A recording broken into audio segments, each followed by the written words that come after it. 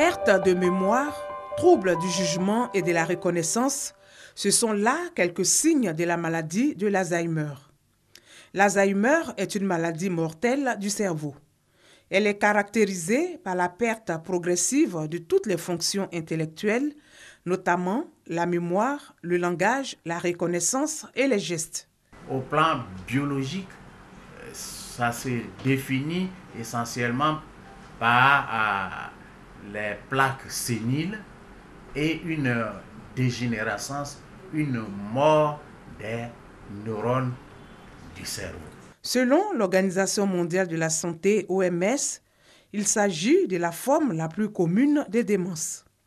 Sa principale cible, la mémoire, la maladie touche principalement les personnes âgées de 50 ans et plus.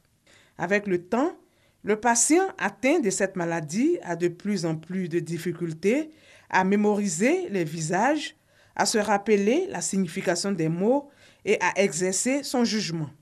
La présence d'une protéine spéciale qu'on appelle la protéine A-bêta-42 et c'est ça qui est la stigmate de la maladie. À partir d'un certain âge, certaines personnes ont la présence de cette protéine dans leur cerveau et cela entraîne la mort de leurs cellules cérébrales. Ça, pour le moment, on n'est pas capable de le dire.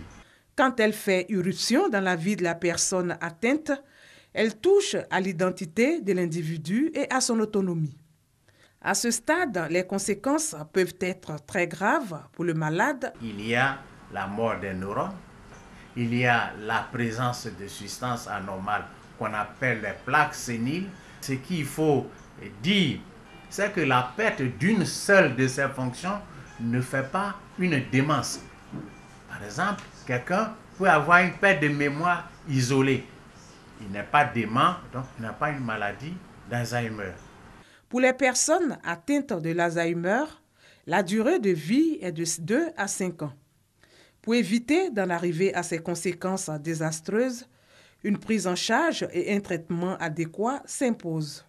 On ne guérit pas malheureusement de la maladie d'Alzheimer. Il y a une prise en charge qui est médicamenteuse et non médicamenteuse qui en quelque sorte améliore l'état du malade.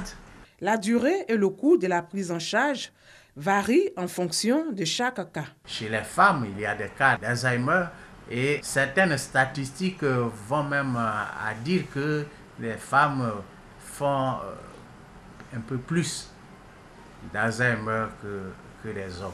26 millions de personnes à travers le monde sont touchées par cette pathologie. Selon les spécialistes, la Côte d'Ivoire ne dispose pas encore de statistiques officielles permettant de connaître le nombre exact des malades de l'Alzheimer.